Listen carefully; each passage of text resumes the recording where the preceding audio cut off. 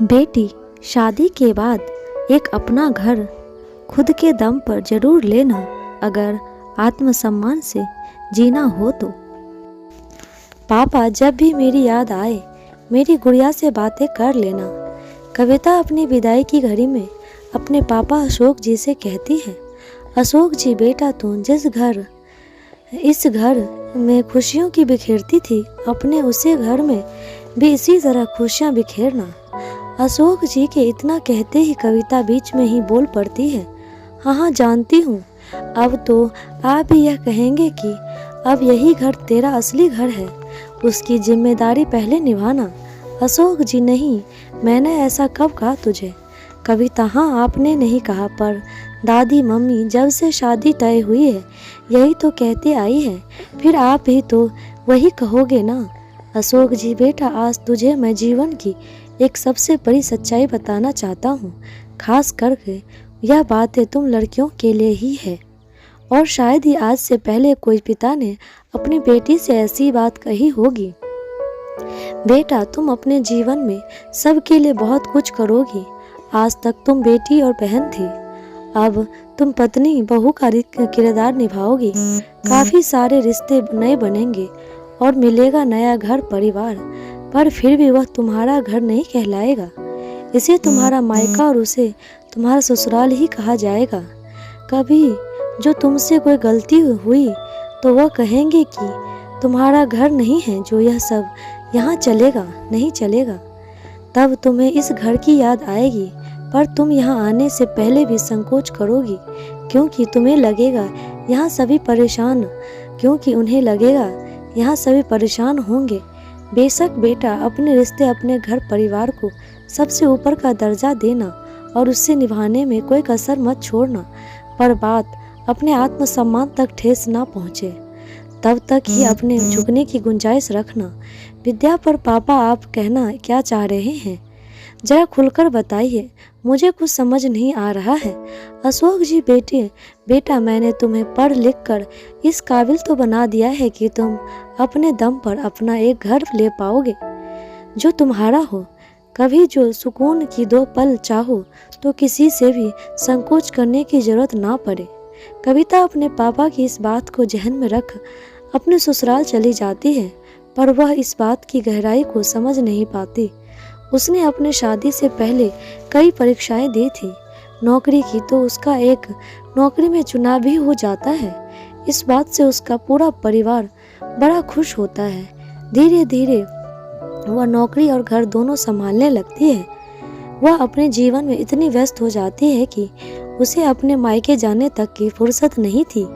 एक दिन उसके ऑफिस से लौटने में देर हो गई, और जब वह आए तो देखा किसी ने भी उसका इंतजार नहीं किया।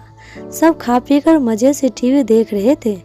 वह इतनी थकी थी कि बस फ्रेश होकर लेटी ही थी कि उसकी आंखें लग गई, और वह आंख खुली तो सुबह हो चुकी थी और उसका पति रवि ऑफिस जाने के लिए तैयार हो रहा था।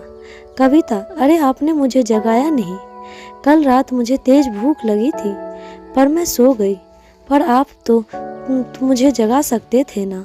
रवि, तुम्हें अपनी भूख, अपनी नौकरी, बस इन सब की ही परवाह है ना। कभी इस घर की जिम्मेदारियों की भी परवाह कर लिया करो। वो क्यों करोगी? उसके लिए तो है ना मेरी मम्मी। कविता, रवि, अपने ऐसे कैसे बोल सकते हो?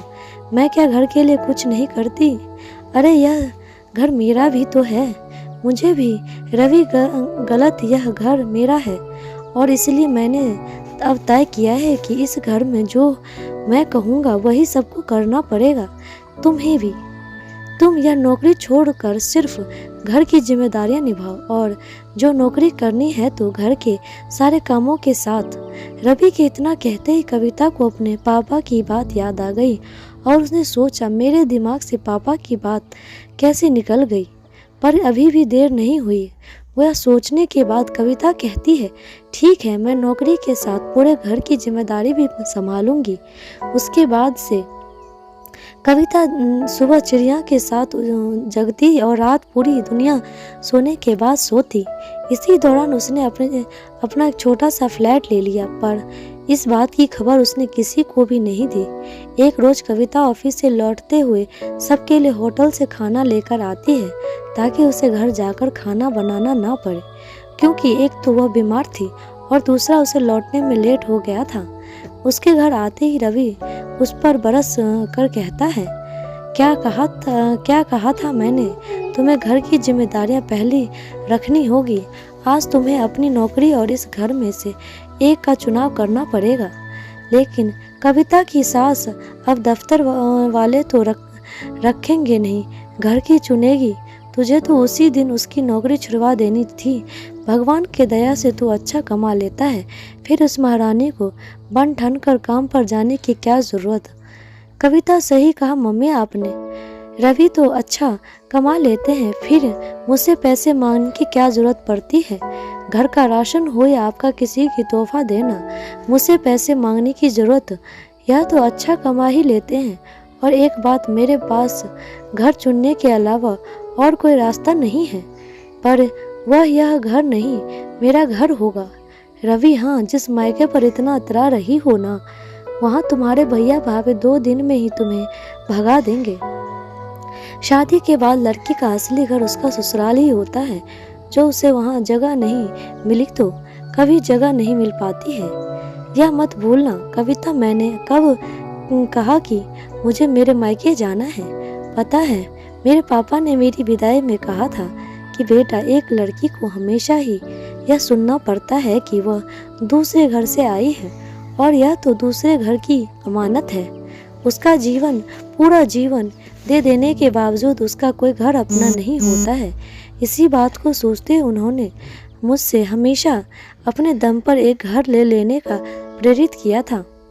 यह इसलिए नहीं कि उन्हें आप लोगों के बारे में पता था, और ना ही वह मेरा घर तोड़ना चाहते थे, बल्कि इसीलिए कि जो कभी आज जैसे दिन आए तो मैं सर उठाकर अपने खरीदे हुए घर में जाकर चैन की नींद ले पाऊं। रवि, क्या कहना चाहती हो तुम? कविता, यही कि मैं अपने फ्लैट में जा रही हूँ और आपको चुनाव करना है मुझ में और अपनी सोच में। बेशक यह घर आपका है, पर परिवार हम दोनों का। अगर मैं आर्थिक तौर पर आपकी मदद कर रही हूँ तो आप घर के कामों में मेरी मदद क्यों नहीं कर सकते हैं? जब औरत पैसा कमा सकती है तो पुरुष बर्तन क्यों नहीं मांज सकता है? आज मैं अपने घर में जा रही हूँ, आपका फैसला जो भी हो बता देना। कविता वहाँ से जाते हुए अपने पापा को सलाम कर रही थी कि जहाँ आजकल कई बाप अपनी बेटी के पैदा होने पर रोते हैं, वहीं एक ऐसे पिता भी हैं जो बेटी को ऐसे सशक्त बनाते रहे हैं।